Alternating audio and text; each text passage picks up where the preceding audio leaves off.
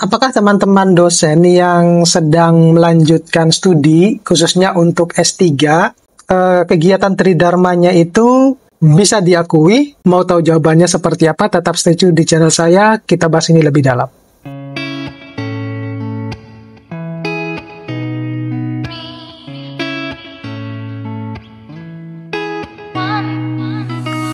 Assalamualaikum warahmatullahi wabarakatuh. Nah, kembali lagi dengan saya di channel saya. Jangan lupa untuk terus mendukung channel saya dengan cara mengklik tombol subscribe, like, share, dan komen. Biasakan juga untuk menonton video-video saya secara full. Dan jangan lupa untuk menyalakan tombol loncengnya biar setiap video-video terbaru dari saya, notifikasinya langsung ke Bapak Ibu. Nah, kali ini saya juga mau menjawab salah satu pertanyaan yang berkaitan dengan apakah selama kita sekolah, khususnya untuk teman-teman dosen yang melanjutkan sekolah S3, kegiatan tridharmanya itu bisa diakui? Nah, jawabannya adalah tergantung. Kenapa saya bilang tergantung? Jadi ini begini, apa yang saya jelaskan, disclaimer dulu ya. Apa yang saya jelaskan di sini, ini berdasarkan dulu pada aturan yang lama. Ya, kenapa demikian? Karena ada beberapa teman-teman dosen itu yang melanjutkan sekolah yang masih menggunakan aturan lama, tapi sampai saat ini itu belum lulus, gitu. Berarti dia mungkin merujuk atau berdasarkan referensi pada aturan yang lama sebelum aturan yang terbaru ini muncul ya, yang terkait dengan tugas dan izin belajar itu. Nah, disclaimer apa yang sudah saya sampaikan tadi, bahwa yang pertama dulu ini yang saya akan jelaskan itu adalah yang aturan lama. Kenapa demikian? Karena masih ada teman-teman dosen yang mungkin masih menerapkan aturan yang lama dengan posisi yang izin belajar.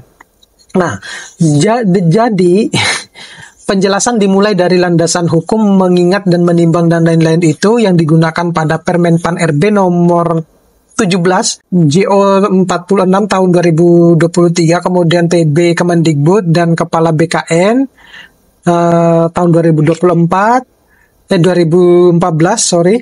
kemudian serta Permendikbud nomor 92 tahun 2014, dan sebagai acuannya yaitu tentang POPAK ya, yang tahun 2024 dan 2014 dan 2019 itu. Di situ disebutkan ada beberapa pokok-pokok kepegawaian ya, di mana salah satunya itu menjelaskan tentang status pengakuan tridharma perguruan tinggi dosen yang sedang studi, baik itu yang tugas belajar, izin belajar, atau biaya sendiri. Sekali lagi saya tekankan, ini yang masih saya jelaskan itu adalah yang aturan lama, karena masih ada teman-teman yang masih menggunakan aturan lama karena dia posisinya waktu itu adalah dia sudah sekolah sebelum aturan terbaru ini muncul gitu.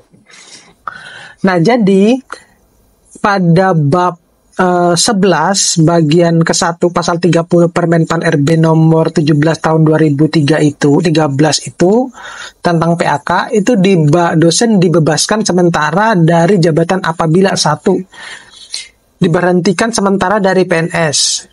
Kemudian ditugaskan secara penuh di luar jabatan akademik dosen. Kemudian menjalani cuti di luar tanggungan negara atau menjalani tugas belajar lebih dari 6 bulan. Jadi kalau yang bersangkutan kita berbicara tentang yang tugas belajar lebih dari 6 bulan, maka dia dibebas tugaskan sementara sampai memang benar-benar lulus. Jadi kalau misalnya lebih dari 6 bulan ya tetap dibebas tugaskan gitu. Dengan kata lain berarti kegiatan tridharmanya tidak diakui.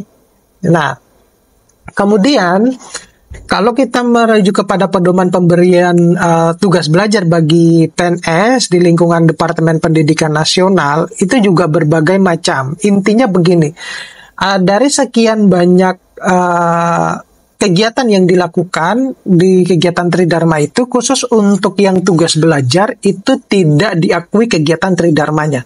Kita masih merujuk ke aturan yang lama ya. Tetapi bagi teman-teman yang izin belajar itu kegiatannya eh, tetap diakui asalkan, yang saya tahu asalkan ini ya. Ini juga karena saya berdasarkan dari teman-teman yang sekolah S3-nya itu adalah izin belajar. Asalkan dia melakukan kegiatan Tridharma itu masih bisa dengan melakukan kegiatan yang lain. Misalnya dia kuliah sambil misalnya mengajar, kemudian melakukan penelitian, melakukan pengabdian, semacam itu. Nah, tidak melihat bahwa dia kuliah di mana, asalkan kegiatan itu masih tetap terlaksana gitu. Kenapa demikian? Saya kebetulan punya teman PNS yang baru diangkat beberapa tahun yang lalu ya, sebelum saya berangkat sekolah. Dia informasinya itu seperti ini. Dia sudah mendapatkan LOE dulu beasiswa di Prancis waktu itu. Kemudian bersamaan dengan dia diangkat menjadi PNS. Oleh karena itu, karena diangkatnya sebagai PNS itu belum 1 tahun, dia nekat berangkat sekolah S3 di Prancis waktu itu. Nah, setelah itu entah bagaimana yang bersangkutan itu ketahuan kalau sekolah dan semestinya belum boleh. Nah, agar nanti status PNS-nya itu juga tetap terjaga sehingga yang bersangkutan itu tetap melakukan kegiatan Tridharma. Jadi dia setiap 3 bulan sekali atau 2 bulan sekali itu dia harus balik ke Indonesia untuk melakukan kegiatan Tridharma. Itu salah satu dosen di universitas ternama di Jawa Timur. Nah, itu jadi tidak melihat bahwa saudara kuliahnya di mana. Kalau di Indonesia ya mungkin bisa ini ya. Bahkan teman saya yang di Perancis pun itu akhirnya bolak-balik gitu, bolak-balik. Nah, itu yang terjadi. Jadi kembali lagi kepada kegiatan saudara, posisinya itu adalah tugas belajar atau izin belajar.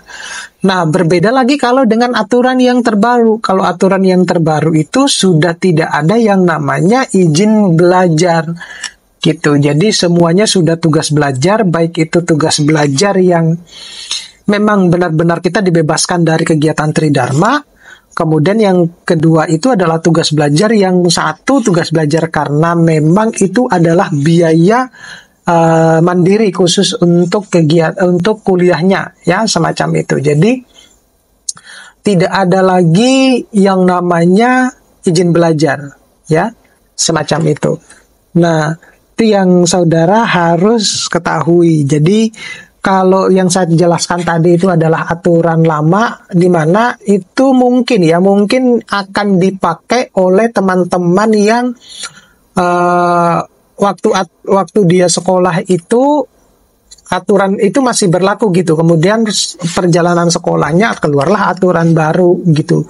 Nah, tentunya kan dia bisa memilah ini, dia mau mengikuti aturan yang lama kah atau aturan yang baru gitu. Kalau misalnya aturan yang baru itu ternyata memberatkan, ya tentunya dia tetap akan bertahan pada aturan yang lama, semacam itu ya. Mudah-mudahan ini bisa bermanfaat. Informasi ini sekali lagi saya tekankan bahwa saya di sini hanya sekedar sharing informasi. Ya, terima kasih. Sampai ketemu pada video-video berikutnya. Assalamualaikum warahmatullahi wabarakatuh.